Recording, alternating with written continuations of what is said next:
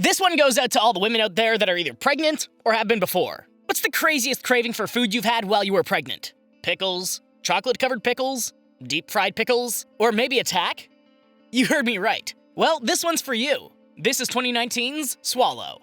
Spoiler alert, while I might be giving you my opinion on the film, that's no substitute for watching it for yourself. Links to the film are in the description. And for those of you that need to hear this is just a movie. All stunts are for the sake of story and shouldn't be attempted on your own. The film's also filled with adult themes that some viewers might find too sensitive. Viewer discretion is advised. We open up with Hunter, as she looks out over a beautiful day from her back porch, and she slowly sips her coffee. Richie's inside getting ready for the day, and Hunter turns to clearing the leaves out of the pool next. When she goes inside, she sets up all of her makeup perfectly on her vanity and continues to inspect things around the house. Later that evening, she dances around on the wet back porch.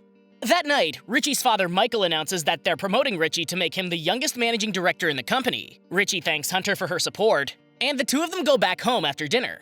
I have to say that this movie's probably one of the most normal films I've seen in a while. It literally feels like the cameraman is simply following a successful couple. Then, in the morning, Hunter makes herself some food, and it doesn't look half bad. That night, she plays on her phone while she waits for Richie to get home for dinner. And when he gets home, he's absolutely surprised to see her all dressed up. They sit down to eat dinner, and the divide between the two of them is palpable. She tries to ask if it would be okay if she could make a flower bed out back, but he winds up being caught up with a work email. After that exhilarating dinner, Hunter wakes up and takes a pregnancy test to find out that it's positive. Richie calls his mom to tell her the good news, but Hunter looks to be anything but excited.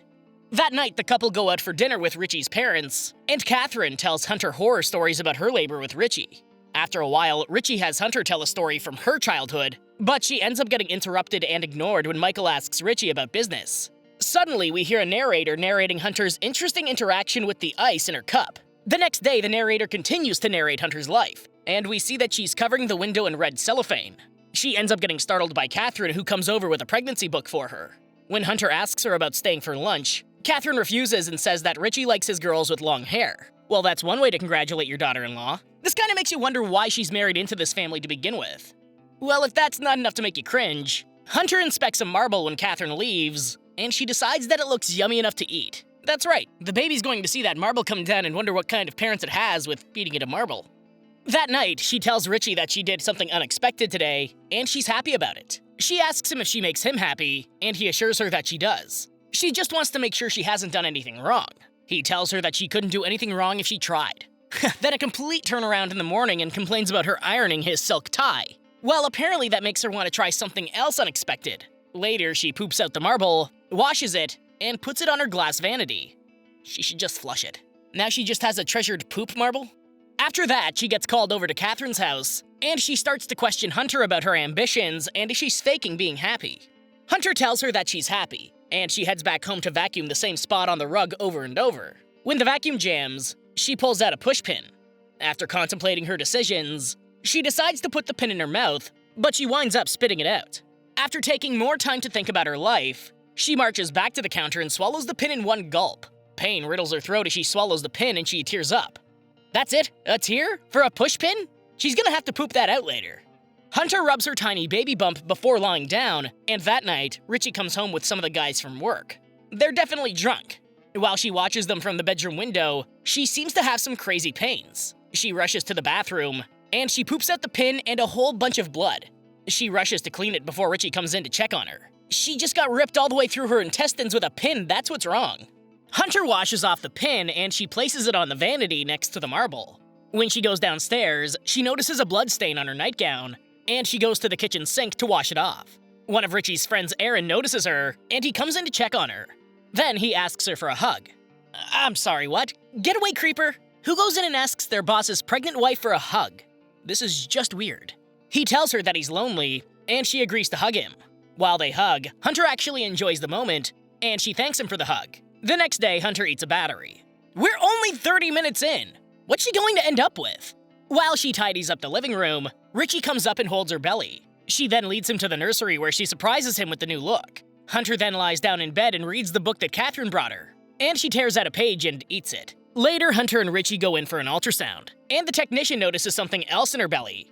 The ultrasound actually causes something inside of her to react a certain way, and they wind up going to the emergency room. When they get home, Richie lectures her on how stupid all of this was. Hunter can't really explain it, and the two of them go at it until she apologizes. Later, Michael and Richie take Hunter to a therapist, and she wants to talk to Hunter alone. Hunter wants to just take the medication, but the therapist seems to think that talking will do more good. Hunter's reluctant to talk about her childhood, but she tells the therapist that she likes the texture of things in her mouth. Later, Catherine comes over to try and help Hunter, but Richie takes her downstairs to meet Louie. Louie is a live-in nurse, and he's there to help Hunter in any way possible. Well, this would be nerve-wracking. She's essentially on suicide watch, but Louie is going to be snatching all sorts of stuff out of her hands. He literally follows her everywhere except for the bathroom, but he pats her down before she goes in. She apparently had a little baggie filled with small objects tucked away under the toilet. Then, she does the jack again. At the psychiatrist's office, Hunter tries to play the whole thing off, but the psychiatrist seems to think that the item selection means more. That night, it's Richie's birthday, and Hunter throws an absolutely amazing bash for Richie. During the party, one of the guests let it slip that she knows all about Hunter's condition, and the party goes silent for a moment. When she pulls Richie aside, he tries to play it off as though the guests are supportive. But Hunter can't believe that he told everyone. The next day, Hunter goes about her usual busy routine of reading and Candy Crush. That night, Hunter straddles Richie, but he doesn't seem to find it enjoyable since he doesn't finish. She winds up holding his finished ransom until he apologizes for telling people and tells her that he loves her unconditionally still. That was smooth. I definitely laughed there for a moment. Richie seems like the kind of guy to say whatever you want to hear behind closed doors, but once everyone else is around, play the big bad tough guy. The next day, Hunter heads back to the psychiatrist, and she tells her about the rape that scars her family still. It turns out that Hunter's mother was raped, and Hunter is a result of that incident. She shows the psychiatrist a newspaper picture that she keeps on her at all times. Hunter goes through the story of how her mother and her attacker met and conceived her, but she assures the therapist that her entire family is very supporting and loving of her. Hunter tries to move on, but the therapist thinks that this might have a lot to do with her situation. The next day, Hunter works on her little garden, and she starts to think about eating the potting soil. After taking a second to think about it, she seems to have a breakthrough when she puts the soil down. Meanwhile, Richie is on the phone with the therapist, and Hunter comes up just in time to overhear the conversation in the bathroom. Yeah, so that doctor should be fired and let go immediately. That's the one rule that shouldn't be broken: patient-doctor confidentiality. That's literally the one rule they have. If that's not a safe space, nowhere is. Richie comes out and tells Hunter that he's going to get her something nice today when he gets back, and Hunter ends up having a mini panic attack after he leaves. Where's Louie? This is the whole purpose of having him there, isn't it? I mean, this woman just crawled under the bed before he finally decided to check on her. Louie tries to convince her to come out, but she simply refuses. So Louie joins her under the bed, and he pats her shoulder to tell her that she's safe there. That night, Hunter is still under the bed, and she slowly opens her eyes to find out that she and Louie actually fell asleep under there. She gets out to go to the kitchen, and she fumbles around until she finds an eyeglass screwdriver. She sticks it in her mouth. Louie finally wakes up from under the bed, and when he gets back to the kitchen, he finds her choking to death on the screwdriver. He calls 911 and Hunter goes back to have the screwdriver removed. When she gets home, she tries to reason with the family that she can stay home, but Richie's parents get her to sign a paper that would have her commit herself until the baby's born. Otherwise, Richie would go for a divorce. She quickly signs it and she goes to pack. Louie feels sorry for her though, and he helps create a scenario where she can escape out the bathroom door. She runs through the woods, and Louie tells the family that she's just going to the bathroom. Eventually, Richie and his parents get wise, and they hop in their cars to go after her. Hunter makes it to a road, and she gets a car to stop for her to take her to a motel. So what's really her plan here? I can't imagine that she has much cash or cards that work at this point. Somehow she manages to get a room. That's amazing considering how much rooms are now. Later that night, she decides to call Richie to try and explain things, and she wants him to know that she wants to explain some things. She tells him that she rushed into some things to try and make him happy, but when he tells her to come back because he misses her, she tells him that she can't do that. She promptly hangs up on him, and she smashes the phone with a nearby lamp. Then she decides to eat some dirt that she got from outside while she watches TV. Afterwards, Hunter tries to get some sleep, and in the morning a knock comes from the door. It's just a maid, but she tells her that she's going to check out. After she checks out, Hunter goes to a payphone, and she calls her mom to tell her that she's coming home to talk.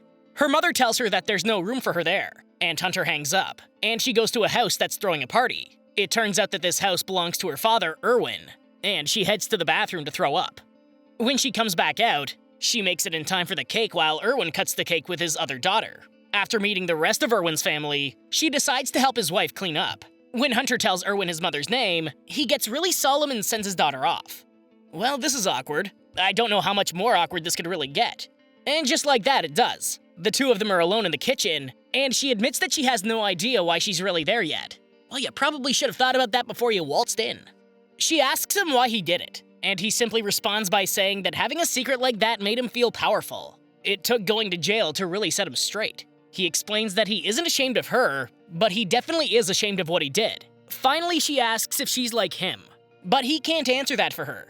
He gives her the reassurance she's looking for anyways, and Hunter heads to a clinic to get some pills. Then she goes to a mall, and she goes to the food court to take the pills. When she goes to the bathroom, she finds that it's filled with blood, and she zones out. When she comes out, she washes her hands and face before leaving the bathroom relieved. As the narrator tells us about the other women that come in the bathroom, she tells us that the credits roll. This was a very mature-themed movie, but it took a condition that I had only ever heard of in passing and made it a thriller for sure. I can't look at Metal Jacks the same now. I feel like after watching this, I should tell anyone out there that if you need help or someone to talk to, reach out as soon as you can. Someone will listen. You're not alone. Give it a shot. Thanks for watching, and I hope you enjoyed the video. Don't forget to like and subscribe for more like this one. Comment what you think I should watch next, and I'll see you in the next video.